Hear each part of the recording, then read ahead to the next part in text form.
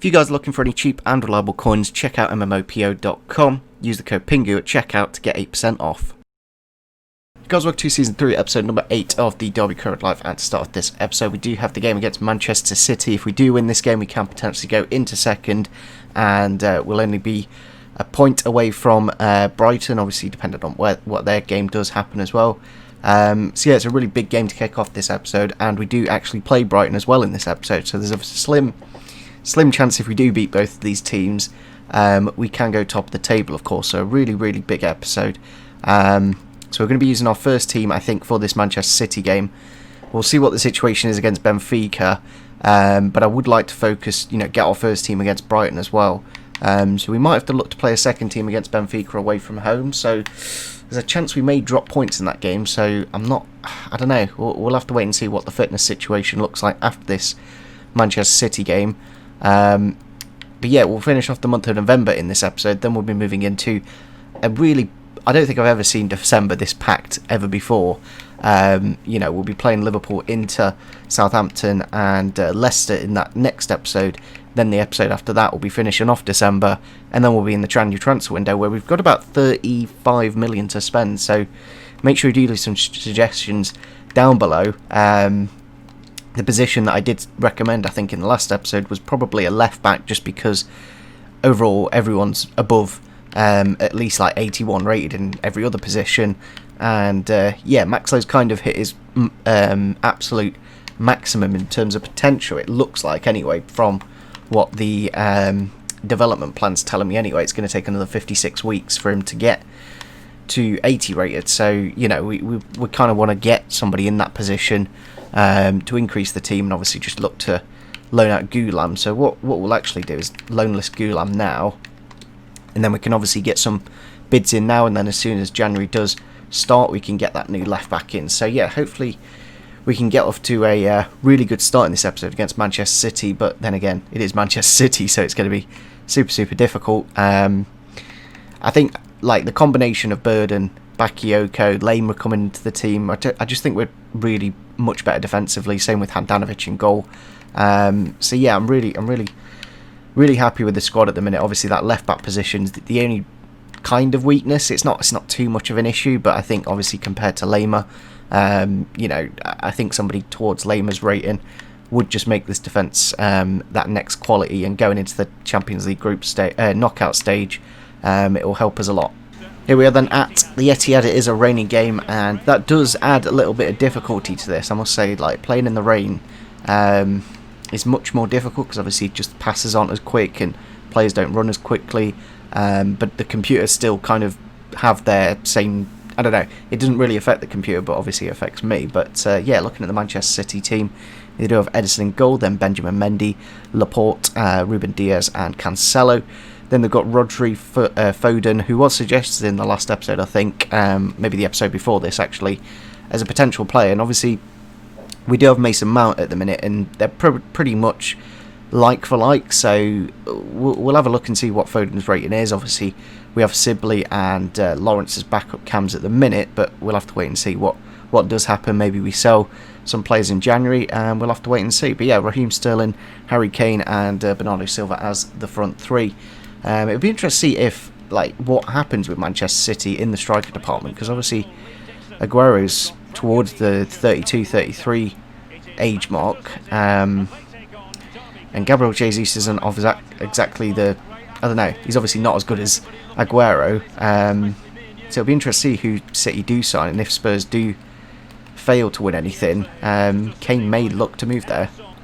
Kane on the edge of the box here, Bakayoko trying to shield it off. Now with the shot from Kevin De Bruyne, and it does kick off the game 1-0 there. Just super difficult, honestly. Like, all these players are like probably towards 90 rated, and it's just, this is going to be one of the toughest games this season. So if we miraculously somehow get a point out of this game, I'll be more than happy. But yeah, as you can see here, Harry Kane with the ball doesn't look too dangerous, when Foden gets the ball there, but slips it into De Bruyne and gets his 6th goal of the season to kick off this game. And with the ball here, trying to work an angle and hopefully slip somebody in. It's gone into Chukwueze now. Hasn't got the best shot. Pulled it across to Cabral. Really nice bit of football there. And we do get the goal to make it 1-1 and to get us all square in this game. Really important goal for Artur Cabral in these big games, of course, and yeah, I must say the rain is making it quite difficult, and it'll be interesting to see when this video does go live, whether the Manchester City owner's cousin has taken over Derby or not, but I think we're just waiting for the payment at the minute. But yeah, Chukwueze's, he's good at creating goals like that. He'll get you into those opportunities. The only negative about him is probably his shooting at the minute, but hopefully that can get developed to a good standard. Rodri into Foden here, cross to Harry Kane, now into De Bruyne. It's the quickness they moved it, like that ball out to Sterling, like other teams would not even attempt that, and it's gone into De Bruyne, blocked by Max Lowe, and we have just about cleared it there. But yeah, like the passing speed of Manchester City is like no other team. Obviously we haven't played the likes of Madrid or Barca yet.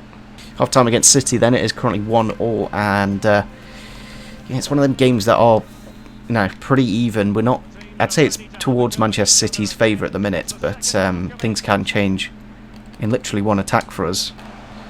Mendy with the ball here. If we do get the ball, we can counter-attack because Mendy's gone flying up the pitch, and there's not many back for City, but it's just about preventing the shooting opportunities, and we haven't managed to do that. And it's a different level, Manchester City are, especially away from home in the Premier League. I thought Kane was going to shoot that. I never even thought of the return pass to Sterling, which they did do in the end, and did make it 2-1. And you know, it's now about rescuing the point again for us if we are going to get anything from this game. Oh, that's a good ball through. Sterling's absolutely in acres here. Dinks the goalkeeper, and it does go into the back of the net. Literally just made some substitutions, and I doubt we're going to get anything from this game now. I didn't even see that through ball, and yeah, it was just a really good ball, and Lema just didn't track the run at all. And yeah, Manchester City have probably won the game at this point. We've brought on Bogle and Harrison off the bench, but I very much doubt we're going to be able to score 2 goals in 30 minutes. On into Harrison, obviously against his former club, Jack Harrison. I think, did we score in the Carabao Cup with him? Chance here for Ings in the middle. Can he get the finish to make these last 10 minutes interesting? We've got about 12 or maybe even 15, so very slim chance. But I do love the fact that we do have Danny Ings as an impact sub. He's literally the perfect, you know, he's basically what Jack Marriott was in season 1, but just obviously Premier League quality, and it's really nice that we can have that option. Chance here in the box, blocked it by Bielik, but it goes to Torres, but saved by Handanovic and out for a corner. We got 5 minutes plus added time, and that's full time against Manchester City. We do unfortunately lose the game 3-2, really narrow in the end, and yeah, I think if that was a dry game we get a point at least, but because of the rain it's just that extra bit of difficulty to it. Danny Ings with a late goal, but not quite enough. Handanovic did make a few decent saves as well, but like the way Manchester City passed the ball, like the pass accuracy at 93%, we've only got 80. It really does just show the difference in the team. Transfer offer from Stoke City for our Bulgarian winger. I think I will just accept this, to be honest, because I think he's worth about that anyway. So, you know, we get 3 million for that, and I think financially the youth academy's good, but I just personally don't like it myself. One thing I will do is actually change Chukwueze's development plan now. I think he has reached 5-star weak foot, so we can move him to a different option, and then obviously develop either his shooting abilities. He's okay, but I don't know if I can get Jozwiak. Like, Jozwiak's got 83 finishing, 86 attacking positioning, and you know, just much better shooting compared to Chukwueze. Here we are then for the game against Benfica away from home. It'll be interesting to see if we can win this game. What happens in the other fixture? As you can see, because of fitness, we're going to have to make a few changes. Cabral can start this game, which is good to see, and he has actually grown to an 85. So it's nice to see he's still growing at 24. He's still pretty young, you know. 24 is not exactly that old. He's, you know, a year older than Mount and same age as Jozwiak. So I think Cabral's definitely got more left in the tank. Bogle also going to a 79. We'll have to change the centre backs, of course, and probably the cam. Here we are then for the final Champions League away game of this group stage. Obviously our final game against Inter Milan is at home. We have had to make a few changes due to fitness. We brought in a completely new defence from the previous game. Jason Knight and Sibley coming into the midfield, and Jack Harrison on that left-hand side. We have got the likes of Joswiak and Bird still on the bench, and Danny Ings, of course. I was tempted to start Danny Ings. He's in really good form at the minute, and probably, I don't know, I'll have to have a look and see if Danny Ings has scored more than Cabral, but it will be pretty tight. Obviously, they do have DeAndre Yedlin at right back against his former club. The Greek goalkeeper Conti, Ruben Vezo, and Vertonghen. Then Goncalves Everton on the wing, Gabriel Santos and Pedrinho at the cam position. Then Darwin Núñez up top, who's actually really good in that last game. We did play against Benfica, like a really big, tall striker. I'm not too sure what kind of rating he is. We'll have to have a look if we do a scout report. Chance here for Goncalves, but what the? Oh my! Sure. What went on there? I nearly had a heart attack then. Jeez. What is going on with this game? I don't know if it's because... I don't know. I honestly don't know why that happened. Anyone at EA want to explain this? We're in the Champions League. I don't know what happened. Like, I'm amazed. Matty Clark, I don't know why. Why did the Benfica player ball roll? Just shoot. You know, that's a goal. But Matty Clark with a world, like, unbelievable block. But I just don't know why. At this point here, why is he not shooting left-footed? So many questions. To be honest, Handanovic should have just booted the ball. I honestly don't know why he's missed that. The only thing I can think of is it's on the line, and the goalkeeper's intelligence obviously changes depending on whether the ball... So basically he's going to kick it because it's out of the box. It goes into the box, and then his brain goes, oh, I can pick this ball up. That's the only thing I can genuinely explain with that, but even then it's a little bit bonkers. I'd like to bring it forwards now. Can he slip in? Cabral, it's going around the final defender, Vezo. Can he get the finish though with the left foot? Yes, he can. And that's a really nice goal in the 20th minute there to get us into the lead. As I said, if we do win this game, I think first place is pretty much guaranteed, because I think Inter drop points. I'm not too sure.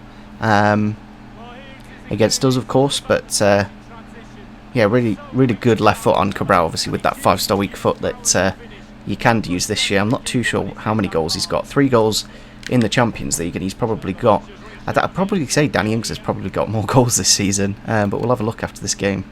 Good interception there from Bakayoko, and that's what he does provide. Now we can get on the counter-attack, hopefully. Sibley with a chance to run through. He has got a bit of pace to him now. And can he get the finish to make it 2-0? Yes, he can. And I must say Sibley is really, really good. For saying he's only 78 rated, it's really nice that we do have him as an option. Obviously, when Mount isn't fully fit, we can just bring in Sibley, and he's, you know, just as good as Mount, really. There's not much between them. But yeah, really nice left-footed finish from him, and we do get into a nice, comfortable position. Obviously, that 2-goal advantage now will just make things a lot easier. Ball 3 or 4, Pedrinho. Got to be careful with Clark not to give the penalty away, but Fossey Mensah does very nicely, and we do get the counter-attack here down the wing with Harrison. As you can see, as I said, as soon as you get to 2 goals, literally the fullbacks just disappear and go on attacking. That's a great ball. That is unbelievable from Matty Clark, and now Chukwueze is clean through on goal. Can he get the finish though to find the back of the net? Yes, he can, and that is maybe what we need to do with Chukwueze, is almost place the goals instead of power them. You can power them with Joswiak, but I think with Chukwueze you need to be slightly more subtle and go for the finesse shot, and that's what we've done there to make it 3-0 and to pretty much wrap up this game. Obviously, once you get to the 2-goal advantage, the fullbacks just disappear up the pitch and makes things very easy. Chance here for Benfica with the shot, and it is into the back of the net to make it 3-1. It will make the last 20 minutes a little bit more interesting now that they have got the goal. The difficulty will be switched up a little bit, and they will be a little bit better on the ball now. Right into Danny Ings. He's got the rainbow flick off. He goes around the defender. Can he get the finish though? Yes, he can, and then we do make it 4-1. One thing that I've kind of learned quite recently is basically if you do a rainbow flick when you're faced up to a defender, like we did here, the defender literally can't do anything. The striker has the advantage, which is nice because it just means that more goals will happen. And yeah, Danny Ings does get the 3-goal lead back. I'd say for Rias, as you can see, because it's a 3-goal difference defensively, Benfica just literally have nobody back, and the Dutch international, I don't think he's Dutch international, but he's Dutch nationality, and Jason Knight took it in from the rebound and makes it 5-1. Yeah, it's nice that we got Rias as a potential future midfielder. He's got some, like, even at 76 rated at the minute, he feels quite decent. So with a bit of growth, he'd definitely help us out. And I think one thing that, if we do lose our final game against Inter Milan, I think the goal difference won't matter, because we have scored so many goals now. Harrison bringing it forwards here. Can we make it 6-1? Going to pull it across the face of goal. Chukwueze with the volley, and we do make it 6 to get a 5-goal difference and a couple of goals for Chukwueze, which will help his development, of course. I think he got an assist as well. But yeah, what I was saying is basically because Benfica haven't rotated their team and are playing high press, they have no stamina, so it's really easy to beat a team when they don't have stamina because you just run around them. Yeah, really nice game. Bit of a shame again that we couldn't get the clean sheet, but absolute domination in that game.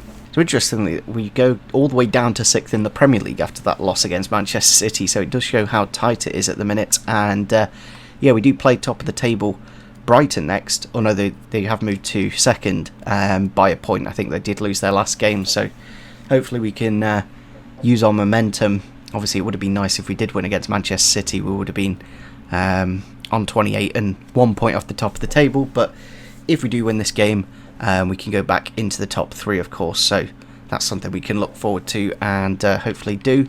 As you can see, we have sold the Bulgarian winger, gives us an extra couple of million, and just thins the squad a little bit. Bit of growth here to Bakayoko, which is quite interesting. He's 28, so he's still, still got a chance to grow, of course. But yeah, really good player since joining this career mode. One thing I could potentially look at, actually, is doing that and playing Lamer at left back. Not the best weak foot, and maybe I could change that. And putting Bogle right back. I don't know who's the better between the two. Bogle's much faster, much more physical, but about the same defending, so I think I'll leave it for the time being. But once Lamer gets to a 4 or 5 star weak foot, I'll definitely look at that. So let me just quickly change his development plan. I'm not too sure what he's on at the minute, to be frankly honest, but should quite quickly grow to a next rating quite soon. You see, as you can see, if we keep him on this development plan, it will only take 7 weeks to get to 85. However, if we change him to this one for his weak foot, it will take 10 weeks. So I think we'll leave it there for the time being. It was just a little idea that we could potentially look at. Yeah, I think we'll keep Max Low in there for the time being. So let's go into the game against Brighton. An actual clear game. The last couple of games have been in the rain. Didn't affect us too much against Benfica, but might need to change the bench a little bit. Apparently not, actually, which is quite interesting because we only just played the Benfica game. Here we are then back at home for our first home game of the episode. Actually, quite interesting. We've done a couple of games away and now we're back at home. I've gone for their yellow kit. It's quite a nice away kit that Brighton do have. Matt Ryan in goal. El Shaarawy at left wing back, who's quite a skillful player. Veltman, Ostigard and Chris Smalling. Then Vagaman, Kondogbia, Demirbay and Loftus-Cheek. Then Piatek and Macias up top. It's a pretty good team, actually. They've made really good signings of the likes of Smalling, Kondogbia, Demirbay and Piatek. It's a really good team, and Vagaman at both the fullbacks, very pacey and skillful. Obviously they are 2nd in the league at the minute, so it's going to be a very interesting to see. Realistically we should be beating Brighton, but they are 2nd in the table, so maybe they are a much better team. Brighton on the attack here with Macias. Drags it back now into Loftus-Cheek with the shot, and you can see why they're 2nd in the table. They have got the first goal of the game to open the scoring and to get them into the game. It's Loftus-Cheek, a good signing for Brighton, of course, and probably what he needs to do at Chelsea, with the likes of Mount and he's out on loan at Fulham, I think, this season, and I think he just probably needs. I just don't see him having a chance at Chelsea, really, Loftus-Cheek, which is a shame because he's a talented footballer. But now we need to really try to get the first goal for us and to get us back into this game. Mount around the corner to Cabral here. Has he got the skills to go around the final defender? He does indeed, but a good save from Matty Ryan. He's not the tallest goalkeeper, but a very, very talented one. Interception there from Chukwueze. Can we get an attack here? If we can get Joswiak slipped through. He's got his decent left foot on him, of course. Into the back of the net, and we do make it 1-0 there. 10 minutes after Brighton getting their first goal. Kamil Joswiak does reply, and we get back into this game. And yeah, Joswiak is ridiculous now. You know, when you get to the 85 rated, his attacking positioning and finishing is just, I don't think a keeper can save any of his shots. He has got 9 goals this season. I did completely forget to actually check who's got more goals between Ings and Cabral, but we'll have to have a look after this game. I just completely forget. I think one thing that makes this Brighton seem so good at the minute, I think it's the line height, because they play so deep. It's almost like they're playing like one depth drop back basically, and that's why obviously they're doing well, with 5 at the back, of course. Piatek with the ball out wide here. Felipe does get the tackle in. Ball across here to Bird, now into Chukwueze. Lema out wide again. Can he fire it across the face of goal? Smalling's stopped it. It's gone into the middle though to Mason Mount, and what is the defender doing there? I honestly do not know what the Brighton defender is, just assisting Mason Mount basically to get us into the lead, and to he hasn't scored many goals, Mason Mount, so it's good to see him on the score sheet. And yeah, I just don't know what the Brighton defender was thinking. Was it Loftus-Cheek? I don't know if it was Loftus-Cheek with the header into the middle.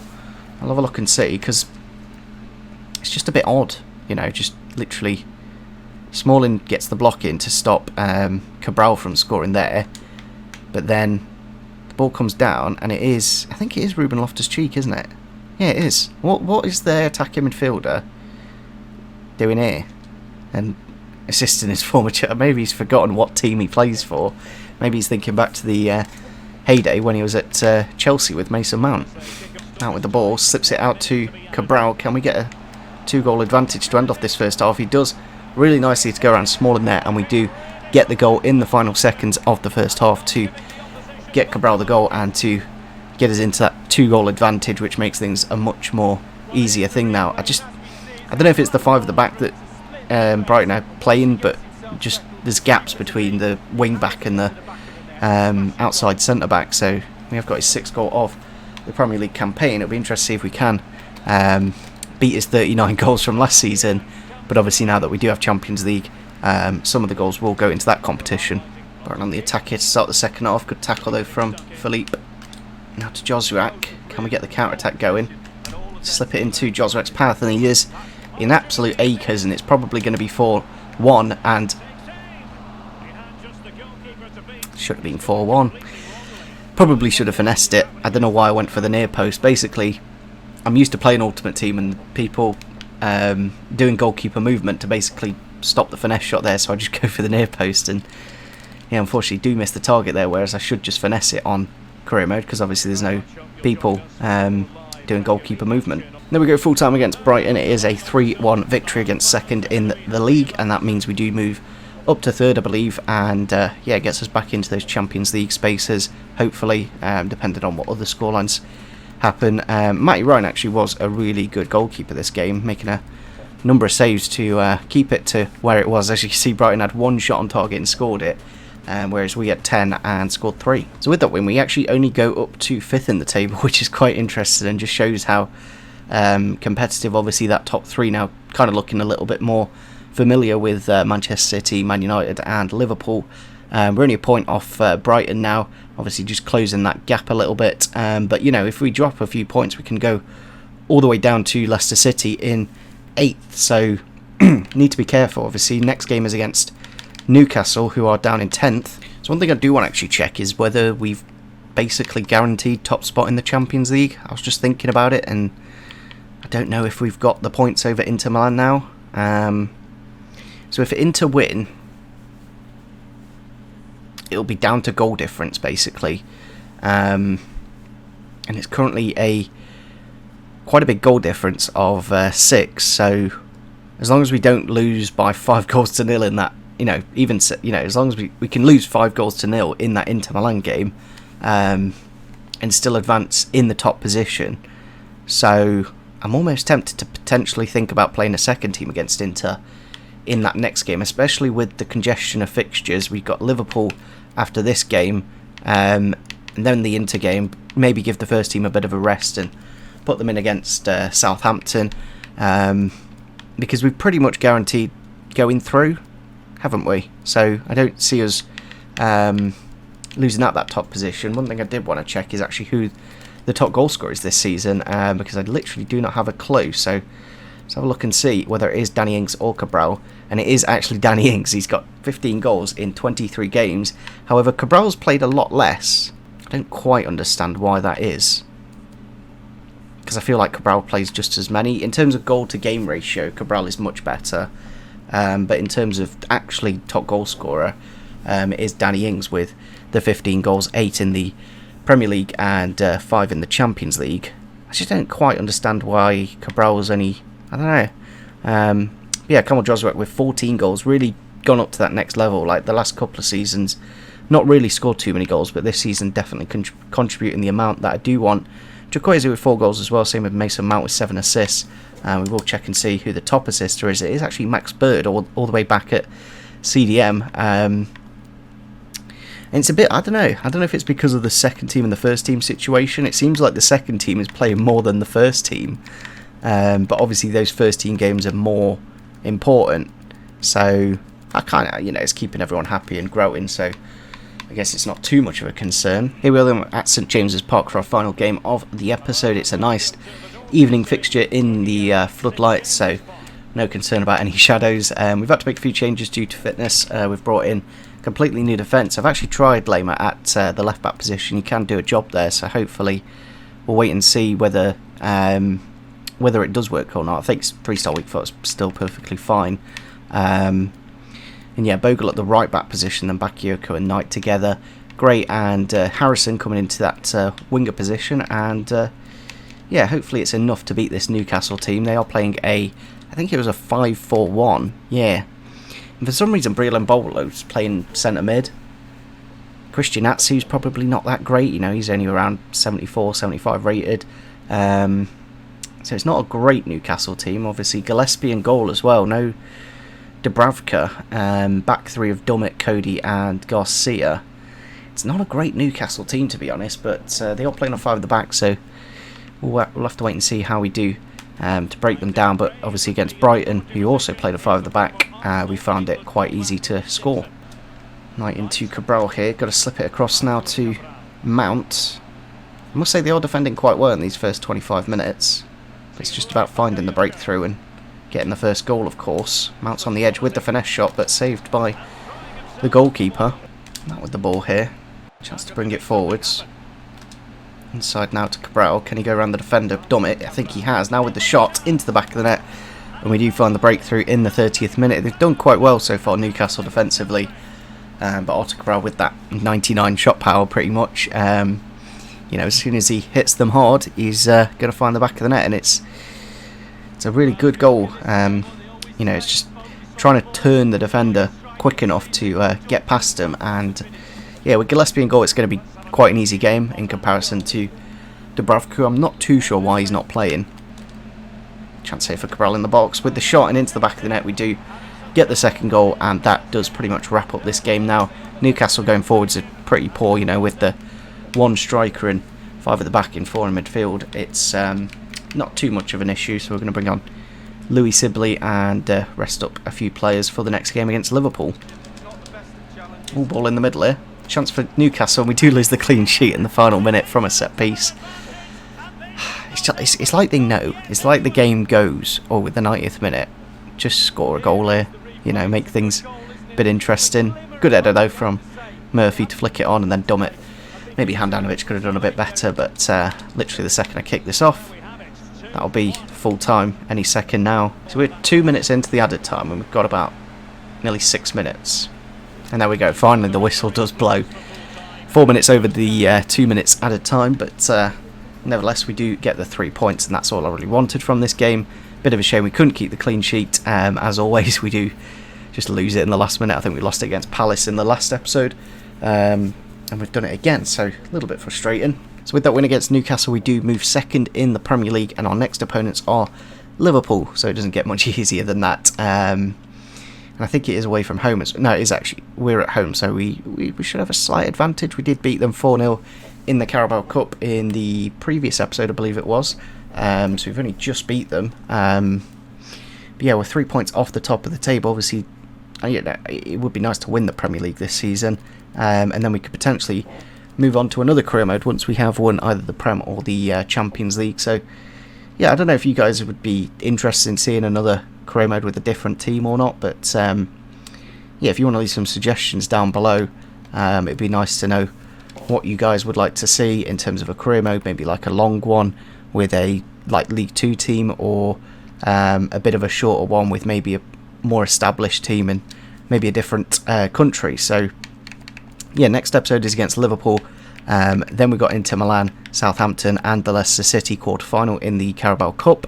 Then we got an episode after that, not the most thrilling, with Everton, Burnley, Sheffield United, and Fulham. But then we move into the January transfer window, and we can have a look and see what we can bring in that left-back position. I will probably add a few ideas for myself, but I think Lema did alright actually at left-back in that last game. We did actually sub him off towards the end just so we can get the fitness up for this next game against Liverpool, and clearly it's worked because everyone's on full fitness for this game, so should be a very nice one to kick off the next episode. So hopefully guys did enjoy this one. Make sure you do leave a like rating if you did enjoy it, and see you soon. Bye.